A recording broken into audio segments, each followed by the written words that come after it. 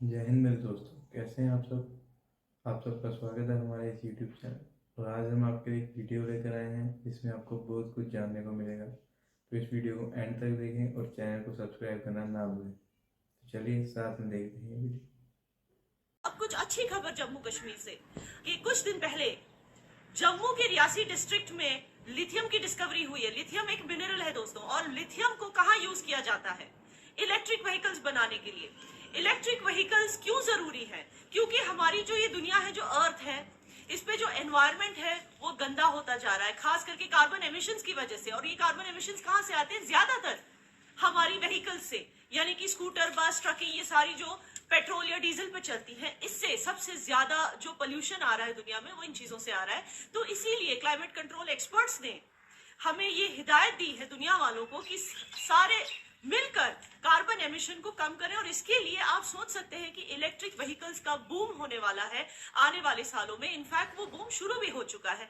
Elon Musk को तो आप सब जानते होंगे, उनकी जो कंपनी है टेस्ला, वो क्या बनाती है? Electric vehicle. लिथियम एक मिनरल है जिसकी जरूरत होती है इलेक्ट्रिक व्हीकल्स की बैटरीज बनाने के लिए।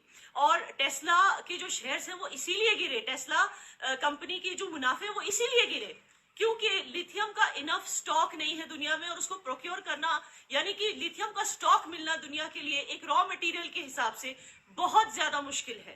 कुछ ही कंट्रीज हैं, कुछ साउथ अमेरिकन कंट्रीज हैं, चाइना है, ऑस्ट्रेलिया है, जो लिथियम प्रोड्यूस करती है, यानी कि जहां पे लिथियम पाया जाता है। और अब इस रेस में इंडिया भी शामिल हो चुका है। आप सोचिए, ये आप एक तरह से कह सकते हैं तकदीर है, किस्मत की बात है।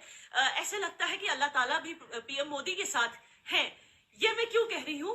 क्योंकि 2 साल पहले ग्लासगो में COP26 समिट में पीएम मोदी ने दुनिया के सामने ये वादा किया था कि इंडिया जो है अपना कार्बन एमिशन 45% कम कर देगा 2030 तक। ये टारगेट रखा था पीएम मोदी ने। इनफैक्ट पीएम मोदी ने यह भी कहा था कि 2070 इंडिया कार्बन एमिशन में नेट जीरो हो जाएगा। और पीएम मोदी ने ये इरादा किया, उसके ठीक 2 साल बाद, यानी कि इसी साल, लिथियम पाया गया। मतलब है कि जो पीएम मोदी ने इरादा किया है इंडिया को कार्बन एमिशन मुक्त करने का, वो सपना अब पूरा होता दिख रहा है। ना सिर्फ ये, बल्कि इंडिया अब लिथियम प्रोड्यूसिंग कंट्रीज की रेस में अब आ चुका है।